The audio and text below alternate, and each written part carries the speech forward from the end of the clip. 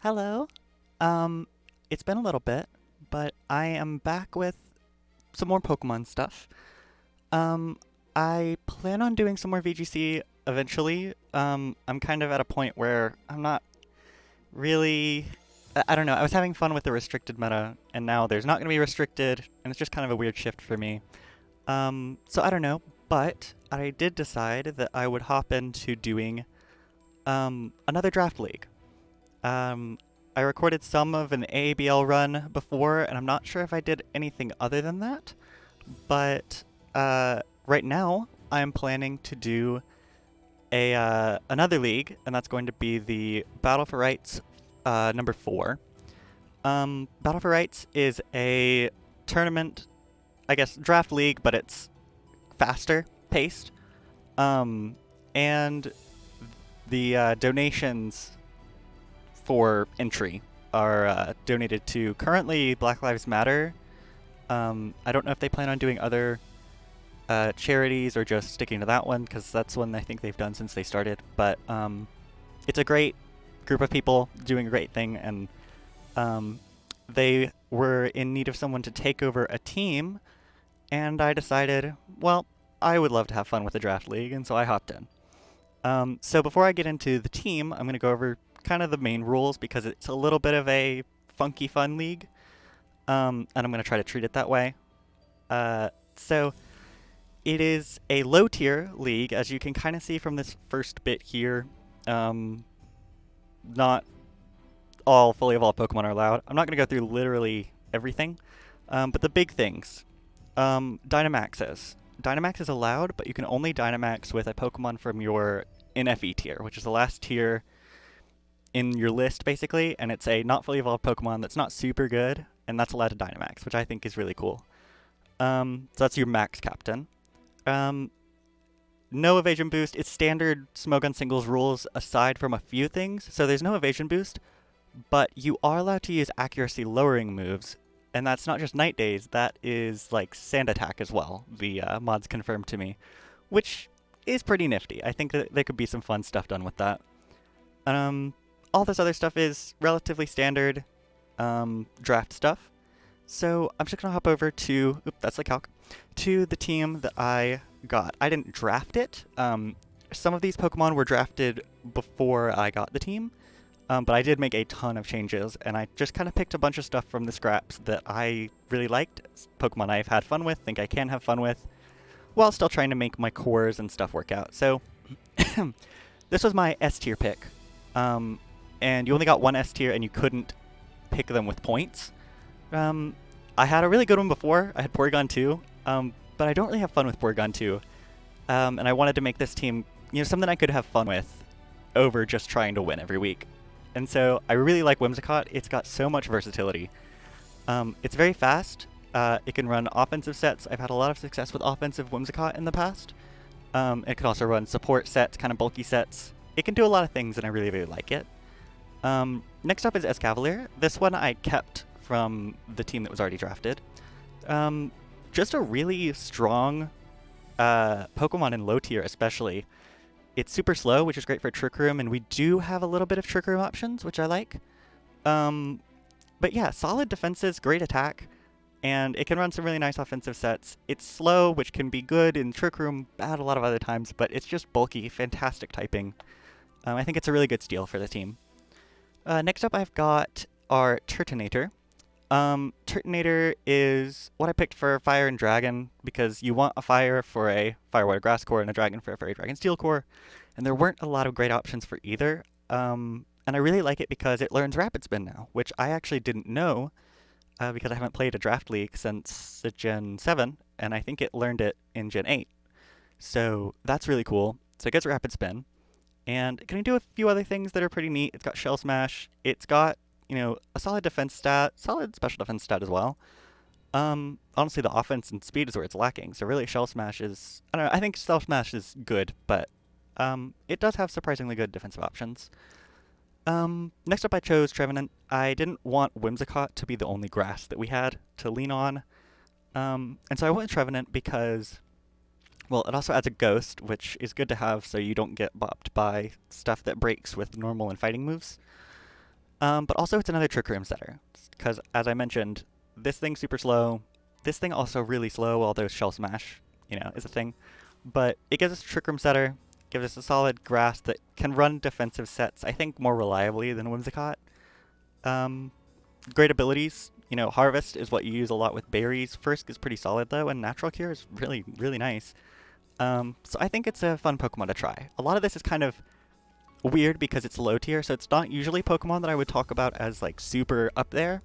But in this league, I think they really are. Like Trevenant it was A tier or B tier, I think, and I think is worth it. So this is Duosion. Reuniclus is a Pokemon I really like. This is also another Trick Room setter. I think those are our only two.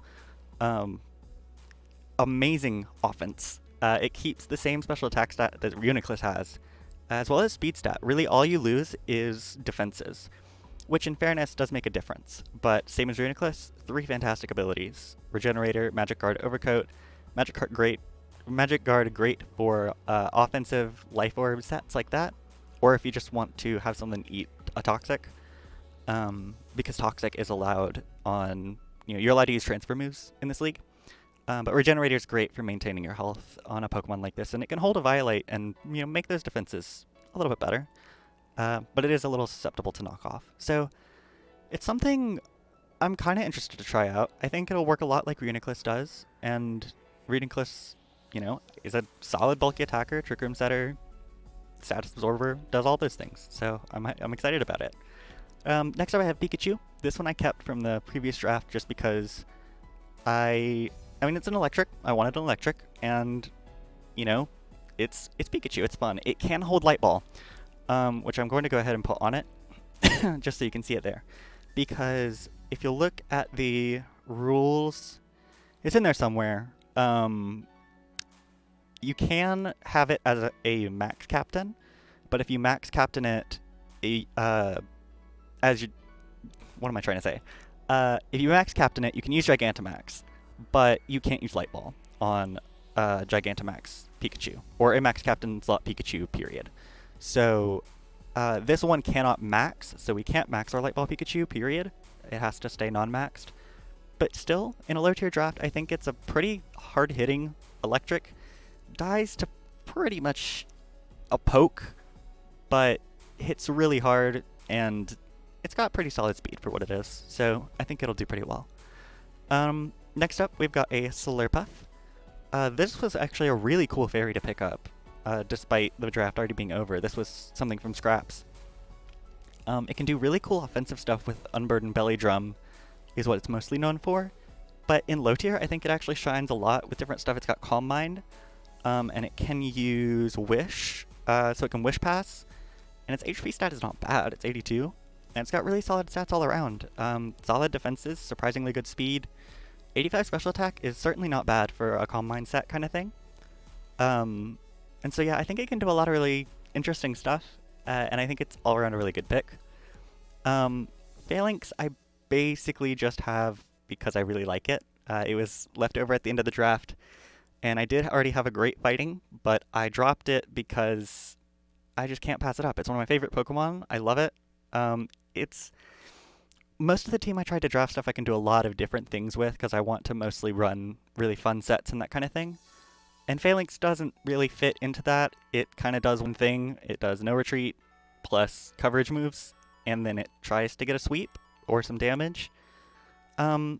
It's got Defiant, which can be used in cool ways for defog blocking and stuff like that. So that's nice. Well, it's not defog blocking. It's more like defog. If they defog on you, you get attack boosts. So they're it's defog deterrence. But I just love it so much that I couldn't pass it up, even though it doesn't really fit what I was going for exactly. And Pheasant, I didn't expect to keep. It was on the original draft, and I didn't expect to keep it, but I needed a normal, and I needed a flying, and it was all I could get with the tier I needed to fill. So I don't really know what to say about it. It's got some interesting things, to say the least. Super Luck for crits. Rivalry I don't see myself ever using, so it'd probably be Super Luck most of the time. But it's really solid speed, and surprisingly good attack. But I think the problem it has is it does not learn any moves. It's got, Brave Bird to hit pretty hard, Night Slash. I mean, with the crit stuff, it's kind of neat, but that's pretty much it. So U-turn, I could see running it as a Scarfer, maybe Bandit a few times. I think of maybe some interesting stuff we could do with it, but it's very new to me. I'm seeing some neat stuff. It can wish, actually, which is interesting. I didn't know that. So, I mean, it can do a few things. I think it's full of surprises if I can find a way to use it. Quillfish was the next one here. It's my water, rounding out that Firewater Grass Core with Whimsicott plus Trevenant, Turtonator, and then Quillfish. It's also poison, which I needed to get toxic spikes dealt with. I wanted something that could do that. Intimidate is a really good ability. And it's basically just a great defensive Pokemon. It doesn't super look like it would be because of, 65, 85, 55 defenses aren't great. But it does pretty well with Intimidate and, something like a Black Sludge or a Rocky Helmet. It has Pain Split. And it can set hazards. It can set spikes and toxic spikes, I believe. And it also can do some offensive stuff. 95 attack is pretty respectable.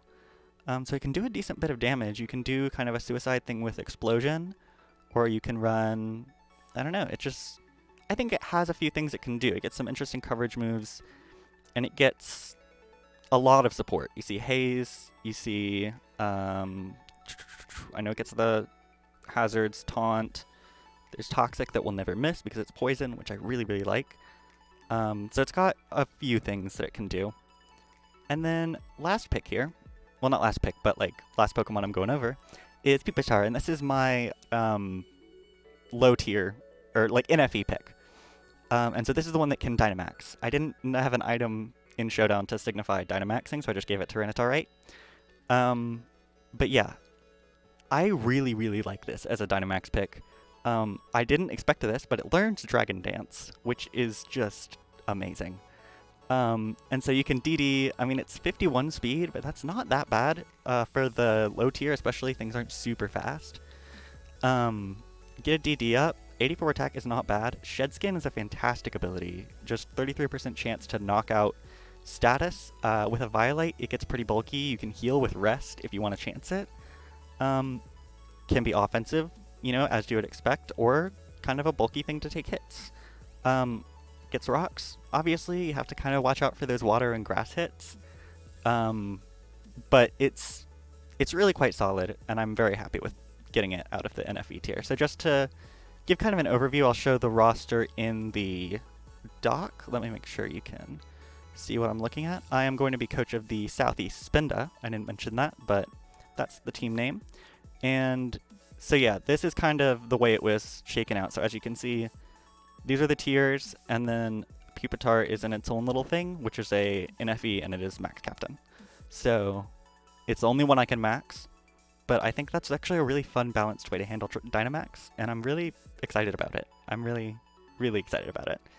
So that's pretty much the whole thing. That's, what I was wanted to talk about. I wanted to go over the team before I posted any videos of the battles, and I haven't done any yet, but I'm planning to do them soon. One thing I wanted to go over before ending was that it's not it's 2 battles per week, and you can do them in any order. So instead of going in order of weeks, or even rounds, I'm just going to kind of put up matches as I play them. So they're not going to follow the schedule of the league exactly, but they're going to... So instead of having a week 1 battle, I'm just going to have a battle versus whatever opponent, really. That seems to me like the best way to do it, instead of trying to organize it all into a certain order and then having battles that I did earlier, posted later, later posted earlier seems funky. So we're just going to do it that way. And yeah, I'm hoping that you'll enjoy watching the league battles. So again, this is Pixirin, coach of the Southeast Spinda for Battle for Rights number 4. And I will go ahead and leave a link to their Discord if I can, and I can leave a link to their donation page if anyone wants to donate. It's a $5 minimum to get into the league. Obviously, this one's already starting, but I'm pretty sure it's just anyone donating $5 at least can participate in future events. So if that's something you're interested in, it's pretty nice. And yeah, that'll be it. So hope to see you all whenever we get some battles started, and I hope we can have a lot of fun this season, because I don't want to take it too seriously. I want to have fun with these low tier mons and just, see what we can pull off. So I already got some ideas that I really like. We'll see if anything works.